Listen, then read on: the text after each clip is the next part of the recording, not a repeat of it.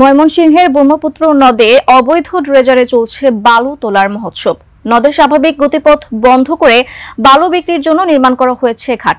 এতে ভাঙনের কবলে পড়েছে তীরের ভিটা ভারী ও ফসলি জমি।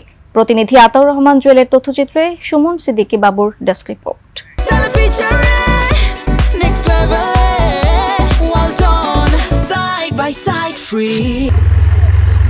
ময়মনসিংহ সদর উপজেলার কল্যাণপুরের ব্রহ্মপুত্র পাড়ের বাসিন্দা আব্দুল কুদ্দুস। ৫ শতক ভিটায় স্ত্রী ও ৫ সন্তান নিয়ে তার বসবাস।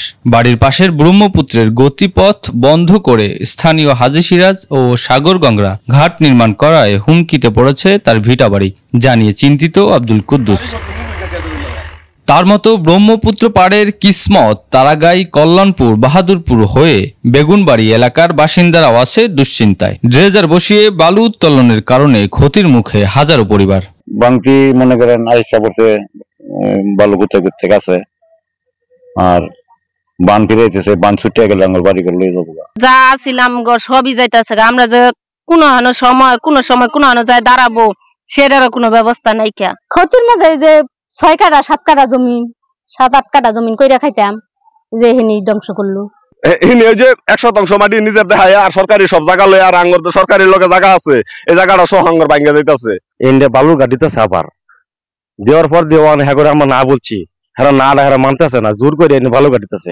বিষয়টি নিয়ে হাজী সিরাজের সঙ্গে যোগাযোগ করে না পেলেও ড্রেজারের শ্রমিকের বক্তব্যে পাওয়া গেল এর সত্যতা। আমরা কাজ করি এরই জানি, বাড়তি কিছু খবর আইতাম না।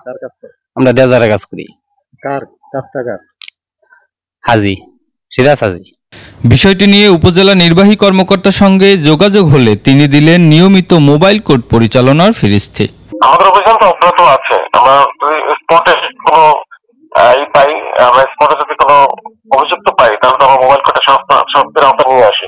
এছাড়া আমাদের নির্দেশনা দেওয়া আছে, প্রয়োজনে নিয়মিত মামলা করা হবে। বালু উত্তোলন বন্ধে কঠোর আইন প্রয়োগ, নিয়মিত অভিযান ও অবৈধ ড্রেজার অপসারণ সহ কার্যকরী পদক্ষেপ নেওয়ার দাবি ভুক্তভোগীদের।